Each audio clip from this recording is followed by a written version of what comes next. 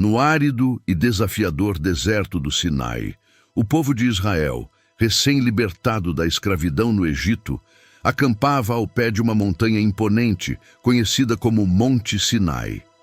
Era ali que Deus escolhera estabelecer um marco histórico, uma aliança eterna com seu povo. O monte estava envolto em uma atmosfera de mistério e reverência, com nuvens densas e trovões que anunciavam a presença divina. O chamado para Moisés subir ao cume era claro, e ele obedeceu com coragem e devoção, deixando para trás o acampamento e subindo a montanha para encontrar-se com o Criador. Durante 40 dias e 40 noites, Moisés permaneceu na presença de Deus, em jejum, recebendo instruções que transformariam Israel em uma nação santa e separada. No topo do Sinai, Deus revelou a Moisés os 10 mandamentos, leis que sintetizavam os princípios de justiça, moralidade e fé. Essas palavras não eram meras regras, eram o reflexo do caráter divino e da relação que Deus desejava construir com seu povo. Em um ato único, Deus esculpiu os mandamentos em 2 tábuas de pedra, usando seu próprio dedo, simbolizando a imutabilidade e a santidade da lei. As tábuas, pesadas e sagradas, seriam o testemunho visível dessa aliança, destinada a guiar Israel em todos os aspectos de sua vida. Enquanto Moisés estava no monte, o acampamento de Israel experimentava uma mistura de expectativa e inquietação. A ausência prolongada de seu líder gerava dúvidas e medo entre o povo, mas Moisés permanecia firme em sua missão. Durante esse período, Deus não apenas entregou as tábuas, mas também revelou detalhes sobre o tabernáculo, um santuário portátil que simbolizaria sua presença constante. Essa revelação divina, com tábuas de pedra como o centro da aliança, marcava um novo capítulo na história de Israel, em que Deus habitava no meio de seu povo, guiando-o para a terra prometida. No sopé do Monte Sinai, os dias de espera se tornavam insuportáveis para o povo de Israel. Moisés estava ausente há 40 dias e a incerteza começava a corroer a confiança da multidão. Muitos questionavam se ele havia perecido no monte ou se Deus ainda estava com eles. O silêncio absoluto e o tempo prolongado aumentavam a ansiedade coletiva, gerando um ambiente propício para a rebelião. Os israelitas, recém-libertados da escravidão, ainda carregavam as marcas de uma vida de idolatria no Egito. Em meio à pressão do desespero, eles voltaram-se para Arão, exigindo uma solução imediata. Faze-nos deuses que nos guiem, pois este Moisés, o homem que nos tirou do Egito, não sabemos o que lhe aconteceu, clamavam com insistência. Arão, incapaz de resistir à pressão popular, pediu que todos entregassem seus brincos e joias de ouro. Com o material recolhido, ele moldou um bezerro de ouro, uma figura que remete aos deuses do Egito. O povo, entusiasmado e seduzido pela idolatria, proclamou: "Este é o teu Deus, ó Israel, que te tirou da terra do Egito." Eles organizaram uma grande celebração, com sacrifícios e danças em torno do ídolo, rompendo explicitamente o pacto estabelecido com Deus. A impaciência levou o povo a abandonar os mandamentos que prometera seguir, trocando a verdade divina por uma imagem criada pelas mãos humanas. Esse momento de infidelidade marcaria um dos eventos mais graves da história de Israel, revelando a fragilidade da fé de um povo ainda em processo de compreensão do Deus que os havia libertado. Ao descer do Monte Sinai, carregando as tábuas sagradas esculpidas pelo próprio dedo de Deus, Moisés foi confrontado com uma cena que inflamou sua indignação. Antes mesmo de chegar ao acampamento, ele ouviu o som de cantos e danças vindos de longe.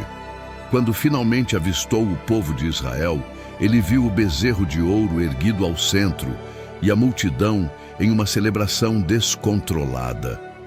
A idolatria que presenciou foi uma afronta direta à aliança estabelecida com Deus e ao primeiro mandamento, que proibia a adoração de outros deuses. Em um gesto de fúria e desespero, Moisés arremessou as tábuas contra o chão, quebrando-as ao pé da montanha. Esse ato simbólico representava a quebra da aliança por parte do povo, que havia abandonado rapidamente o compromisso com seu Criador. A ira de Moisés não se limitou à destruição das tábuas. Ele confrontou Arão, exigindo explicações sobre como um ato tão grave havia ocorrido sob sua liderança.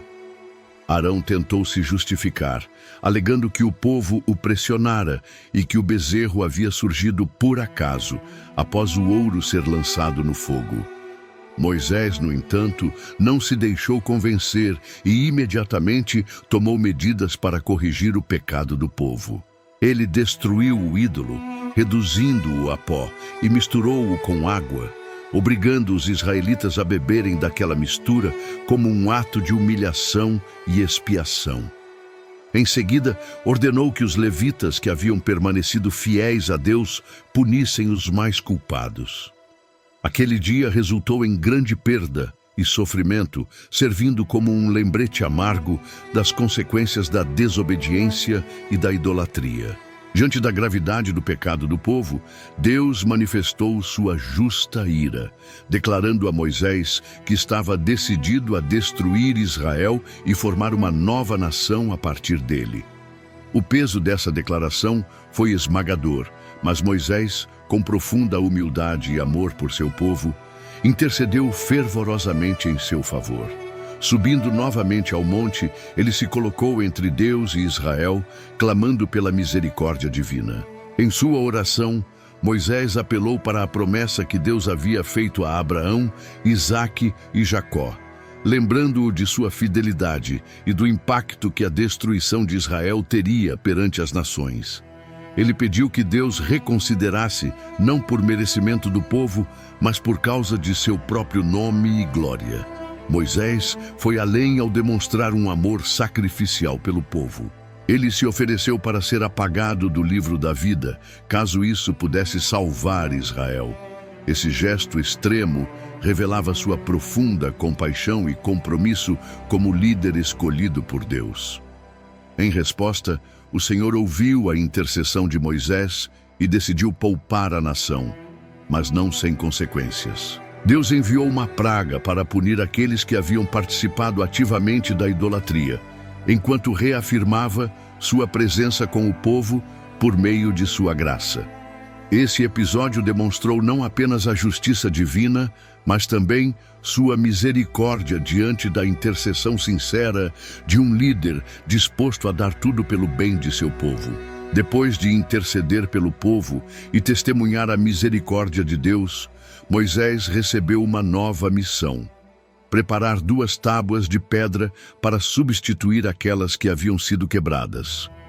Deus instruiu Moisés a subir novamente ao Monte Sinai, levando as tábuas em branco, onde ele reescreveria os 10 mandamentos. Dessa vez, o ato de esculpir as tábuas simbolizava a participação humana no processo da redenção e restauração da aliança. No alto do monte, Moisés mais uma vez permaneceu na presença divina por 40 dias e 40 noites, em jejum e oração, enquanto Deus reafirmava sua aliança com Israel. As palavras gravadas nas novas tábuas eram idênticas às anteriores, sinalizando que, apesar do pecado do povo, a lei de Deus permanecia imutável. Durante esse período, Moisés experimentou um encontro único com Deus. Ele pediu para ver a glória divina e o Senhor respondeu, permitindo que Moisés visse suas costas, enquanto sua face permanecia oculta, pois nenhum homem poderia contemplá-la e viver. Esse momento revelou não apenas a santidade de Deus, mas também sua disposição em se relacionar com o homem. Ao descer do monte com as novas tábuas, o rosto de Moisés brilhava intensamente, refletindo a glória de Deus. Essa transformação física impressionou os israelitas, que agora viam em Moisés um líder não apenas escolhido, mas também profundamente marcado pela presença divina. As novas tábuas simbolizavam não apenas a restauração da lei, mas também a esperança de um recomeço para Israel sob a graça e o cuidado de Deus. Com as novas tábuas em mãos, Moisés reuniu o povo para anunciar a restauração da aliança. Dessa vez, ele enfatizou a necessidade de obediência rigorosa às leis de Deus, destacando que a aliança não era apenas uma promessa divina, mas também um compromisso do povo em seguir os mandamentos. A restauração da aliança era marcada por um novo começo, mas também pelo peso das consequências que haviam sofrido devido à desobediência. Moisés instruiu os israelitas a se purificarem, um ato simbólico que reforçava a necessidade de santidade na presença de Deus. Cada detalhe era uma demonstração da graça divina, que havia decidido não abandonar seu povo, apesar de sua infidelidade. Para selar essa nova fase, Moisés transmitiu instruções claras sobre a construção do tabernáculo, um santuário que seria o local da presença de Deus entre eles. O povo respondeu com grande entusiasmo, contribuindo generosamente com materiais e trabalho. A restauração da aliança não apenas reestabeleceu os laços espirituais entre Deus e Israel, mas também uniu a comunidade em torno de um objetivo comum: ser o povo escolhido e obediente ao Criador. O tabernáculo, construído conforme as instruções dadas a Moisés no monte, tornou-se o símbolo físico da presença de Deus entre os israelitas. Cada elemento do santuário carregava um significado profundo, desde a Arca da Aliança, onde as novas tábuas foram colocadas, até o altar de incenso e o candelabro de ouro. A dedicação do tabernáculo foi um momento solene, com sacrifícios e ofertas sendo realizados conforme os mandamentos. Quando a obra foi concluída, a nuvem da glória de Deus desceu e encheu o lugar, confirmando sua aceitação e sua intenção de permanecer entre seu povo. A presença de Deus no tabernáculo era um constante lembrete da santidade exigida e do privilégio de tê-lo como seu Deus. Sempre que a nuvem se movia, os israelitas sabiam que era hora de seguir, confiando na liderança divina para guiá-los pelo deserto rumo à terra prometida. Essa interação constante entre Deus e o povo, através do tabernáculo, tornou-se o coração da vida espiritual de Israel, fortalecendo sua fé e renovando seu compromisso de caminhar em obediência à aliança. Após a consagração do tabernáculo, o povo de Israel iniciou uma longa jornada pelo deserto, guiado pela nuvem da glória de Deus durante o dia e pela coluna de fogo à noite. Essa orientação divina era um lembrete constante de que o Senhor estava à frente, liderando seu povo rumo à terra prometida. No entanto, a caminhada pelo deserto foi marcada por desafios que testaram a fé e a obediência dos israelitas. Enfrentaram a falta de água, fome e a necessidade de confiar plenamente em Deus para suprir suas necessidades diárias. Apesar das demonstrações contínuas de cuidado divino, como o maná que caía do céu e a água extraída da rocha, muitos ainda murmuravam, duvidando da fidelidade de Deus e da liderança de Moisés. Esses episódios de murmuração e desconfiança não apenas revelaram a fragilidade humana diante das adversidades, mas também serviram como um campo de aprendizado para Israel. Deus, em sua paciência, continuava a mostrar sua fidelidade, enquanto Moisés permanecia como mediador, intercedendo constantemente pelo povo. A jornada pelo deserto tornou-se uma metáfora poderosa para a caminhada espiritual de todos os tempos, mostrando que, mesmo em meio às dificuldades, Deus permanece presente e fiel, guiando seu povo com graça e misericórdia. Ao longo do caminho, Deus permitiu que Israel enfrentasse diversas provações, cada uma com o propósito de ensinar lições importantes sobre fé, obediência e dependência divina. Entre essas provações, destacaram-se os confrontos com nações inimigas, como os amalequitas, que tentaram impedir o avanço do povo. Nessas batalhas, a vitória era sempre atribuída à intervenção divina, destacando que o sucesso de Israel não dependia de sua força, mas da presença de Deus em seu meio. Além disso, Deus estabeleceu regras claras para a convivência comunitária e para o culto, reforçando a identidade do povo como uma nação santa e separada para seu propósito. As promessas de Deus também foram reafirmadas ao longo da jornada, lembrando ao povo de que a terra prometida os aguardava. Moisés, como líder, frequentemente relembrava Israel da fidelidade de Deus às suas palavras, encorajando-os a permanecerem firmes na aliança. Essas promessas não apenas sustentavam a esperança do povo em meio às dificuldades, mas também apontavam para um futuro de bênçãos e prosperidade sob a orientação divina.